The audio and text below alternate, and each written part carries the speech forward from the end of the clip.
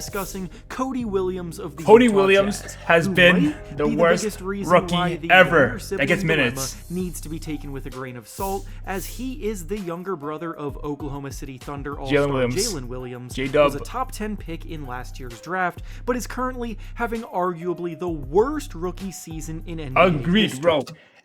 He's the worst rookie to get 20+ minutes a game. You guys thought Scoot Henderson was bad last season? Today we're going to be going over everything that got us to this point, just how bad he shoots truly damn near is, 30% and what his realistic from outlook field, can be 25% from three. Before we start though, it turns out good no amount of rebounds, you no watching assists, right now aren't high even subscribed to turnovers. the channel. So if you enjoy the Bruh, content, I think it's like a consider negative hitting 7 subscribe BPM button, right now. as not only does it help out a ton, but it also very much appreciated. Bro, the Jazz are lucky. The Jazz are lucky that they're tanking right now, because him and Isaiah Collier has been so bad.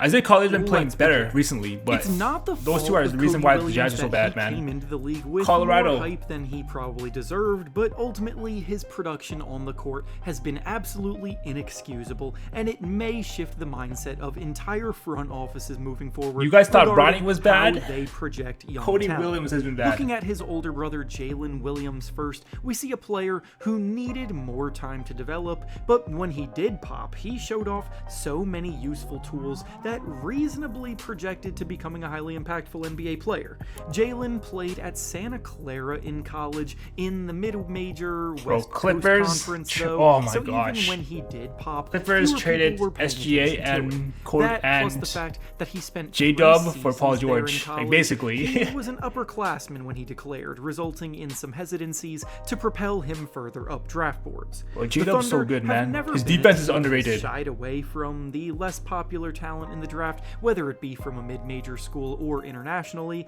and what they saw in Jalen was a versatile wing player that was only just starting to scratch the surface of what he could accomplish. Scouting reports at the time of the 2022 NBA draft were very hopeful about Jalen's versatility on both ends of the floor. That 7'3" wingspan helps so much. Physical tools as a Cody Williams plays nothing like him. Player with a 7'2" wingspan, and his efficient production 7'3" that wingspan was always led by his ability to read the game and stay under control.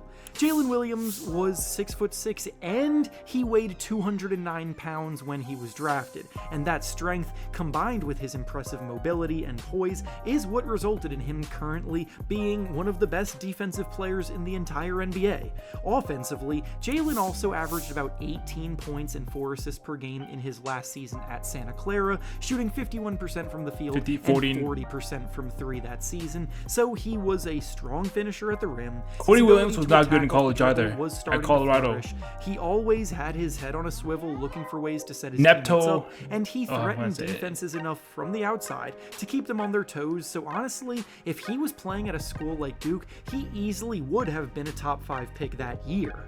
Naturally, then, I don't think he would average 20 at Duke, though. Have seen the way that the Thunder do business and have tried to mimic it, because imitation is the greatest form of flattery, and the results the Thunder have had speak for themselves. As I have OKC and Celtics in the finals, currently sitting in first place in the standings. Bro, OKC's been so good, man. Here? We have the younger brother of the Thunder's second best player putting together a solid freshman season at Is Chet better than J-Dub? I would say Chet's the second best player on OKC. Pac-12 program Colorado, and he has a lot of the same. Actually, I take it back. Surely I take it back. Player. Time to hop J-Dub all might be better over at the that, moment. right? Well, unfortunately, life doesn't quite work out like that, and the Jazz are now realizing that firsthand. The overhyping of Cody Williams, thanks to his brother, began all the way back in high school when he was a McDonald's All-American, ranked 7th overall in the class of 2023 according to ESPN, yet even in the scouting reports on those recruiting databases, you read almost entirely about how his status is based on what he hypothetically could be, and not what he actually is.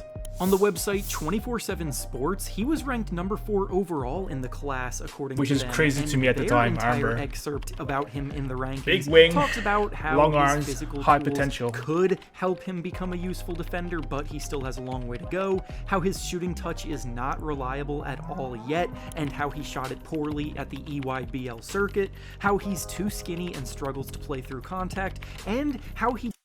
Bro, I did not know he shot 20% from EYBL. How is he number doesn't 4 even ranked play in the with country? consistently good energy on the floor. So I know hindsight is always 20/20 in situations like this, but the signs were literally always staring right at us in the face, and everyone continually ignored them because Got tricked by the physical attributes. During Cody's one season at Colorado last year, he had a year that objectively looked good enough on paper to buy into the upside narratives, but the film told a completely different story. He started the year hot, with some good games scoring the ball in the non-conference part of the schedule, and some solid early showings I swear, in the Pac-12 play, finding damn near a rhythm 40% in true mid-range, shooting. cutting well off Bro, he's the worst rookie to actually get minutes. The ball and scoring efficiently when the opportunities presented themselves, but when the intensity of games ramped up during the conference tournament and during March Madness, he became a ghost, and a lot of the time you wouldn't even notice he was on the court. Cody, to put it simply, lacks the assertiveness that his brother possesses, and just is not nearly as good as Jalen is at pretty much anything. In Cody's final month of play in college, he scored in single digits in 6 of the last 7 games he played. The team was finding more success without him on the court, and as those early scouting reports suggested, he really okay, I'll have a thing. He really is a negative on everything. Can't rebound. What's he averaging? Let me find it. Cody Williams. Bro, look at these 40% true shooting, negative 7.4 BPM. Negative win share. Isaiah Collier. Oh my. There's a reason why that the Jazz are losing. Bro, they're playing him so Isaiah Collier is so. Oh my goodness. Even look at per game as well. Terrible. struggled with the more physical play that naturally comes from a more intense basketball game with a lot on the line.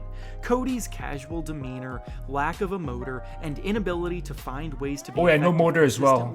was a real problem, and in most cases it would have hurt a player's draft stock a ton, but we now know why it didn't in this case.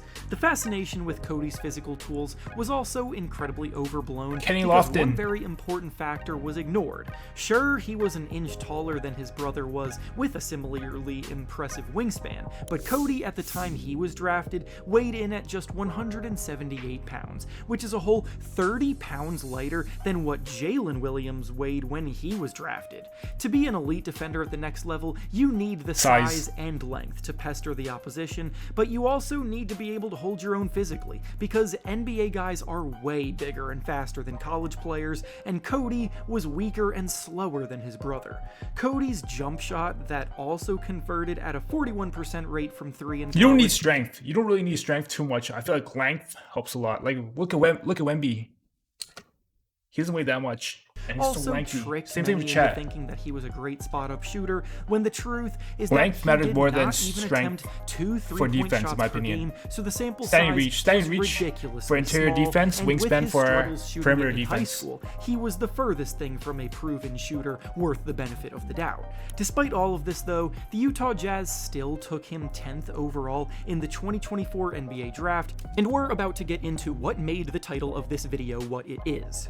Being drafted by the Jazz. He's not wrong. Shout out to Hoops reference. He's not hating. He's just saying the truth. Should have been the perfect spot for Williams as a raw young talent in need of minutes to play through some of the typical rookie inconsistencies, and that's exactly what he has gotten. It just has not amounted to anything.